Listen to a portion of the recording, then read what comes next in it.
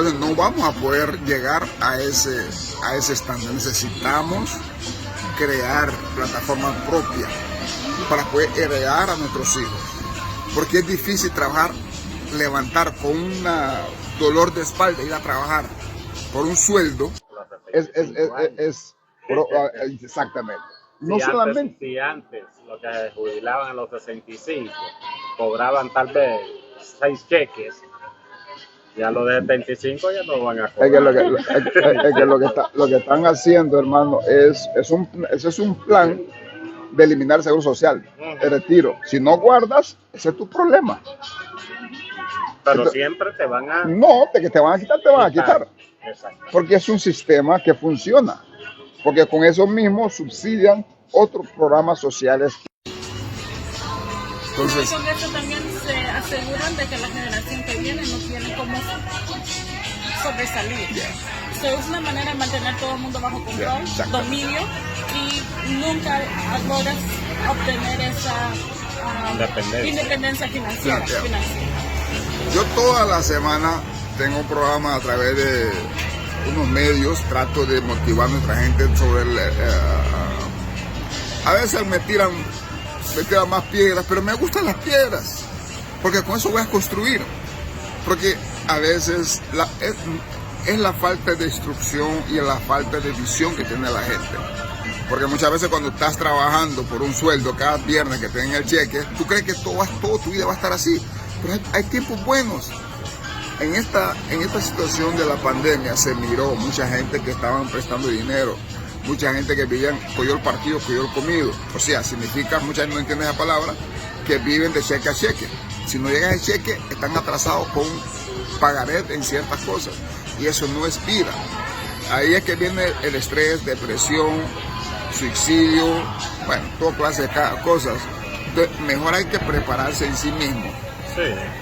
Para que así pues. Entonces, ahora, la pregunta ya para ir culminando. Y sabe, esa preparación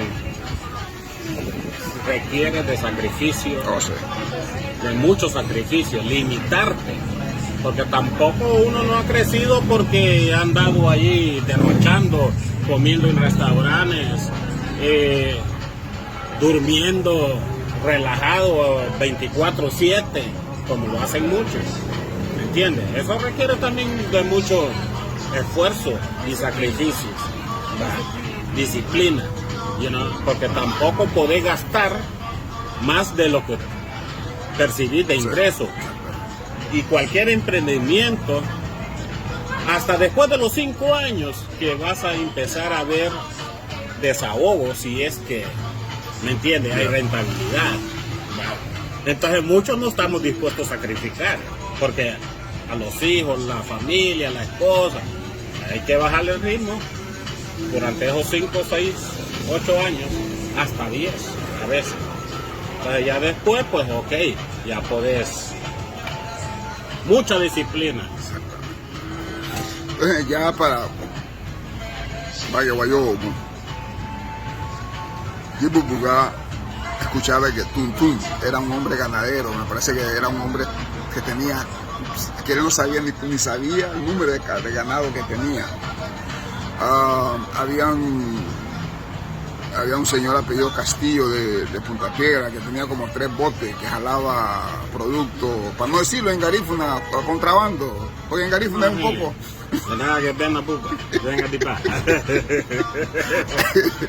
Entonces, siempre ha habido, pero en los últimos años hemos caído, más por objetivo. Mira, simplemente estaba haciendo un número en la comunidad, casi el 95% de lo que se consume, de lo que viene de afuera. Nada la gente tratan de poder tener esa base. Y esto es un peligro, máximamente los problemas ahora con la guerra, con cambio de tecnología, toda esa vaina. Tenemos que estar es un peligro, máximamente los problemas ahora con la guerra, con cambio de tecnología, toda esa vaina. Tenemos que estar vanguardia, por lo menos garantizarnos que podamos sobrevivir unos par de meses de lo que nosotros podamos producir internamente. Y hoy por hoy no tenemos eso. Dependemos directamente de las remesas. Y las remesas El dólar, hermano, ha venido de más a menos. La inflación está pegando fuerte a Estados Unidos. No sabemos, porque lo que está haciendo China, Rusia, le está pegando. O sea, Estados Unidos castigando, pero aquellos aguantando, y pueden ser que salgan mucho más airosos que el mismo Estados Unidos. Estados Unidos no está produciendo lo que debería de producir, y la deuda que tiene Estados Unidos es lo que lo está matando. Sí, la gente se ha alejado del campo. Es cierto, la dependencia de remesa es lo que nos ha hecho mucho daño. Estoy de acuerdo que cada amigo, hermano, apoye a su gente acá, que no tienen posibilidad, pero tienen que ayudarse también. ¿Me entiendes? Es que hay que darles el cordel para que se mojen el trasero, como dicen vulgarmente. No todo se le tiene que dar al, no todo tiene que ser dársele en bandeja de plata, porque si no, todos vamos a caer en el mismo saco. Ni uno ni el otro va a poder superar. Entonces, por ejemplo, he pasado años que no compro un tallo de plátano. Se maduran los plátanos en mi patio, a pesar de que mi patio no es grande. Tengo chata, tengo guineo, tengo plátano. Ahí voy despicando. Más bien yo tengo que regalar a los vecinos, a los amigos. Si vas ahorita a mi patio, yo te puedo llevar para que veas. Hay más de 5 o 6 gajos, tanto de plátano, ¿verdad? La tierra no te roba nada. ¿Ah? Entonces, ¿cuánto vale un gajo de plátano hoy en día? Un dedo vale 4 o 5 pesos de plátano aquí en la ciudad. No sé cuánto está en la comunidad, pero eso, lo que podrías pagar por un gajo de plátano, ya no tendrías que gastar esa remesa en comprar plátano, en comprar guineo. Lo único que compraría sería la carne. Como antes, hermano. Como antes. Ya, que no podemos hacer sal, y no compramos sal. Que no podemos hacer harina, compramos harina y ropa, nada más. De ahí todo lo demás, nosotros no. Sí, pero con la producción yo creo que ahorraría cada familia un buen ingreso. Ahorraría, porque en la comunidad principalmente, que sabemos que nosotros que nos gusta la machuca, un tallo de plátano lo comemos en unas 15 días. ¿Ah? Ajá, si ese tallo de plátano tiene 100 plátanos a 4 pesos cada uno, estamos hablando de 400 pesos. ¿Verdad? Que ya no lo tenés. Ajá, y al año, ¿cuánto te ahorras? Entonces son cifras que se debe de dar. No debemos descuidar de lo que hacíamos antes en el campo. Hay que sembrar. Bueno, ya con eso culminamos. Entonces, acá estamos con el hermano Alfonso Ordóñez, un eminente líder garífuna, empresario, más que líder, empresario y conocedor de la industria, conocedor del sistema inmobiliario, que ha sido más su fuerte.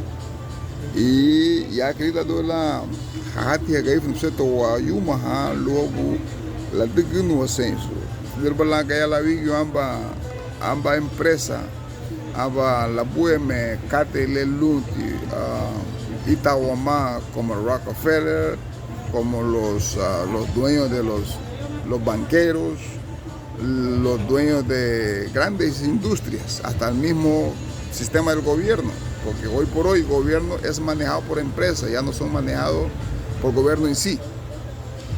Pero esto viene en saber heredar y también cómo empezar el trabajo y cómo heredar el trabajo a los hijos. Me fei de la muga censule para que los nietos, bisnietos, sigan ese trabajo. Bueno, Buiti Binafi es un son indujeño. En lo multijade, Guajongo Binafi, el día de marzo, dice Lida, Gabriel Hati, Rebelón Lidón, Ligatina, Juan Herencia.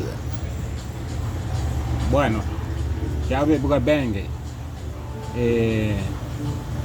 Yo creo que todo eso consiste en formar los hijos, empoderar los hijos. para que ellos sigan el legado. Porque es lo que nos ha faltado a lo largo de la historia, ¿verdad? Porque hemos tenido terratenientes, hemos tenido personas capitalistas en diferentes comunidades garífunas, pero como garífuna, con una mente egoísta, diría yo, nunca formó lo suyo para que ellos, ese legado, ellos lo pudieran mantener. ¿Cómo ves con esta nueva tecnología, con esta nueva era, cómo ves el mercado? Y además, como tú decías, ya estás entregando el equipo ya a la nueva generación, la segunda generación Ordóñez, que tú has creado, esa dinastía Ordóñez que estás creando, que has creado, que estás preparando y lo estás haciendo muy bien. ¿Cuál es el enfoque? Porque Honduras requiere mucha hombres y mujeres comprometidos en desarrollo, en industrias, en muchas áreas, por ejemplo la salud, la educación, muchas áreas que se puede hacer dinero. Hoy por hoy tenemos problemas del agua, tenemos problemas del medio ambiente, tenemos problemas por todos lados. Y esto también son oportunidades para poder crear esas empresas. Porque, estás en lo cierto. Las grandes ciudades están careciendo de agua. Todo Atlántida, por ejemplo, ahorita tiene problemas de agua. El año pasado nosotros tuvimos que hacernos de 2 cisternas de agua para apoyar muchas personas. Gracias a Dios tengo 6 pozos perforados industriales aquí en la ciudad. En todos mis proyectos no falta agua. Tenemos agua 24 horas. ¿Y esa agua tú solo vendes o esa agua es parte del proyecto que tú tienes? Nosotros vendemos el servicio a los habitantes porque requiere de mantenimiento también y pago de energía. Entonces, ahorita nosotros nos estamos expandiendo a ciertos departamentos. Por ejemplo, Olanchito, tenemos un buen proyecto para allá. Ya para principios finales de este año y principios del otro, ¿verdad? Adquirimos unas tierras ahí y hay otros inversionistas que pues quieren adquirir unas manzanas ahí con nosotros, van a poner un mall en la entrada de Olanchito y vamos a hacer el proyecto habitacional. Vamos a montar un balneario allí también. Ese es el proyecto que tenemos en Olanchito. Tenemos otro proyecto para acá a Trujillo, también fenomenal. 2 proyectos tengo para Trujillo, ya fenomenal. Entonces, pero siempre en la área del mobiliario. Sí, y ya turístico. Y tenemos bastante experiencia en la parte turística. Yo fui el primero que tuve 2 hoteles en Ceiba. A pesar de que yo fui uno de los últimos que llegó, pero en menos de 3 años yo fui el primero que tuve 2 hoteles en Ceiba. Gracias a Dios. Entonces, ya mis hijos, pues, uno se va para Olanchito, el ingeniero se va para Olanchito a atender aquel proyecto de allá. Yo solo voy a estar asesorando. Aquí está la doctora, va para Trujillo para manejar la parte turística. Aquí está. También la parte de enfermedad me dice, no, Perdón. No decente. Pero no, esa es otra de las cosas que, a pesar de que sabemos lo que él ha logrado, sí, también nos ha dado la oportunidad a cada quien de enfocarse en la pasión y en lo que a cada uno nos gusta. Sí. Todos nosotros, la segunda generación, somos profesionales en nuestra propia rama. Entonces, sí me gustaría. Obviamente mi pasión ha sido siempre, atender lo que con tanto esfuerzo él ha logrado, pero también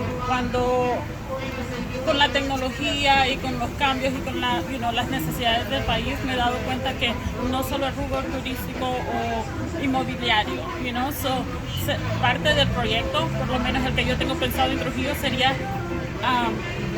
usar ese proyecto para elevar la comunidad. Exactamente, porque a estas alturas ya no estamos pensando en beneficio económico hacia nosotros, ya financieramente ya no nos como le digo, el enfoque nunca ha sido financiero de ganancia personal. A esas alturas ya estamos de manera de que, ok, ¿cómo podemos usar lo que tenemos disponible para con la misma ganancia ayudar a la, So, por ejemplo, estoy en el rubro de medicina, digo, ¿qué es la necesidad de la comunidad? So, llego con un mes y medio. Tengo 6 meses de para seguir explorando el panorama, ver las necesidades y cosas así y implementar, ¿entiendes? So,